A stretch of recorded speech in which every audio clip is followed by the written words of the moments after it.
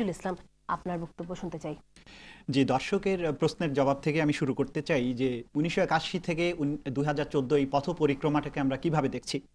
তো এটা কিন্তু সহজেই অনুমেয় যে ১৯৮১ সালের সেই ঘটনাটি আমার জানা নেই, শাহরিয়ার সাহেব বললেন।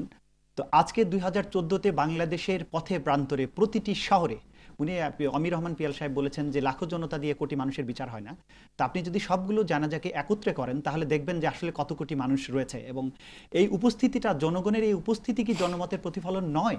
তাহলে যেটা শাহরিয়ার কবির সাহেব বললেন যে গণজাগরণ মঞ্চ ছিল এবং গণ আদালত ছিল, সেখানেও মানুষ ছিল, কিন্তু আপনি দেখবেন যে একটা নির্দিষ্ট সময় পর্যন্ত কিন্তু তারা ছিল এবং পরবর্তী সময়ে এই জনমত কিন্তু ঘুরে গিয়েছে। তো ২০১৪ সালে এসে আজকের মানুষ যেভাবে প্রফেসর গোলাম আজম সাহেবকে গ্রহণ করেছেন, তার থেকে বোঝা যাচ্ছে যে তাকে যেভাবে আসলে চিত্রায়িত করা হচ্ছিল সেটি সঠিক ছিল না।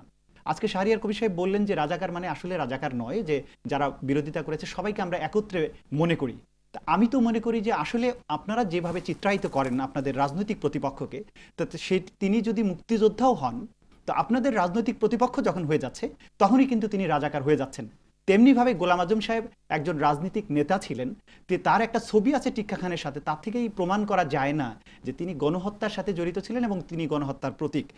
এই মেন্টালিটিটা কিন্তু আসলে হয়েছে আপনাদের থেকে। শাহরিয়ার কবির সাহেবরা যারা এই আন্দোলন করছেন এই জামাতের বিরুদ্ধে, তাদের এই মাইন্ডসেটটাই এরকম যে আপনাদের প্রতিপক্ষ যারাই হবেন তারা সবাই রাজাকার, এবং তাদের কোনো গণভিত্তি নেই। তাদের জানা যায় কোটি মানুষও যদি আসে সেটি জনমতের প্রতিফলন নয়। আমি তো মনে করি এইটা কোনো গণতান্ত্রিক চেতনা হতে পারে না। আরেকটা জিনিসের জবাব আমাকে দিতে হবে যে শাহরিয়ার কবির সাহেব বললেন যে গোলাম আজম সাহেবকে হসপিটাল রাখা হয়েছে, জেলখানায় কেন রাখা হয়নি, কেন এত মানবিক আচরণ করা হলো। ওনাকে রিমান্ডে নিয়ে অনেক টর্চার করেছিল 4 দলীয় জোট সরকার। যার উপরেই টর্চার হোক না কেন, শাহরিয়ার কবির সাহেবের উপর যদি টর্চার যেটা হয়েছে যদি হয়ে থাকে, আমি অবশ্যই এটা নিন্দা করি। এটা কখনোই কোনো স্বাধীন দেশে, গণতান্ত্রিক দেশের হওয়া উচিত নয়, হতে দেয়া যায় না।